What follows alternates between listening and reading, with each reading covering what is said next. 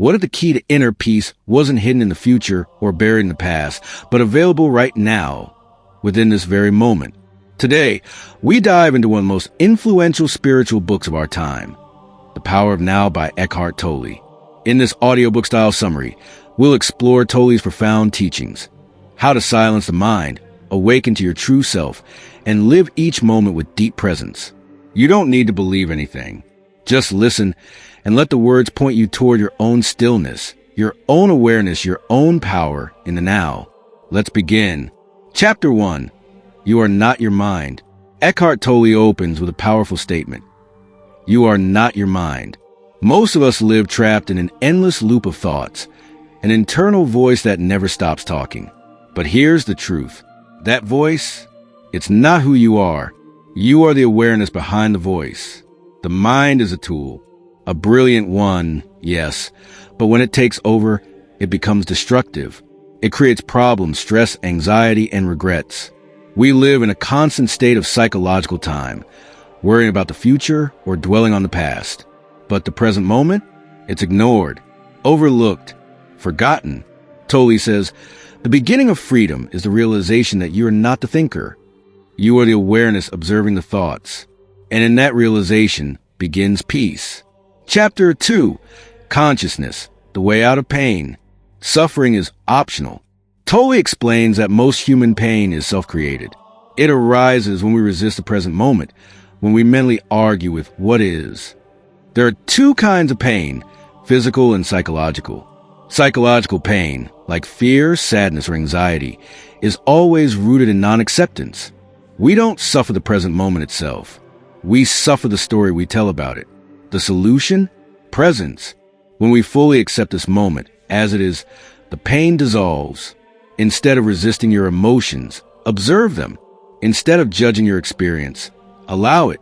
Ask yourself, what problem do I have right now, this second? Most of the time, the answer is nothing. In that space, in that gap between thoughts, lies true freedom. Chapter 3. Moving deeply into the now. So, how do we enter the now? Tolle offers practical guidance. Begin by becoming aware of your inner body, the energy field within you. Feel the life inside your hands, your feet, your chest. This simple act anchors you in the present. Watch your breath. Feel the air entering and leaving your body. Listen to the silence between sounds. These are not just mindfulness tricks.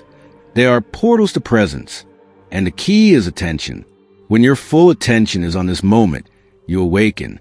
The past and future lose their grip. Time slows. Life becomes vivid.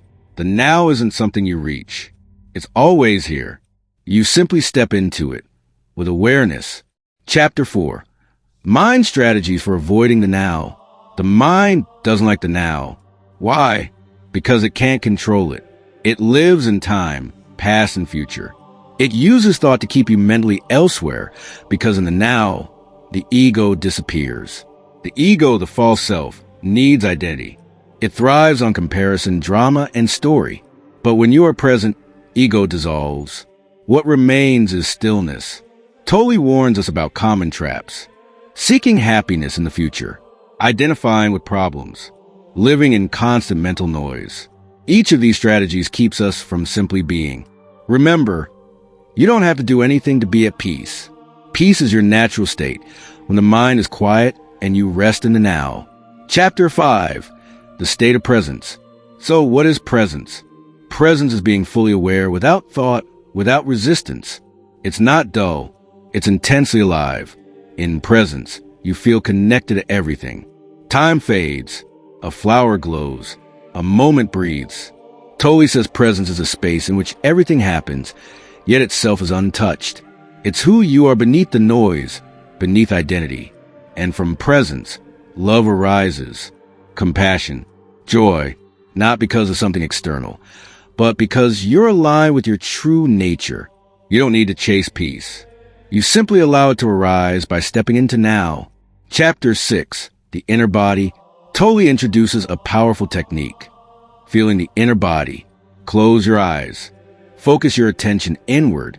Can you sense the aliveness within your hands, your feet, your entire body? This subtle energy is your life force. when you stay connected to it, the mind quiets. You become more alert, grounded, aware. This is not imagination. It's direct experience. The inner body becomes an anchor to the present. The more you practice, the stronger the connection. Even in stressful moments, you can return to this feeling and find stillness again. Chapter 7. Portals into the unmanifested. There's a deeper dimension of existence beyond form. Tolle calls it the unmanifested.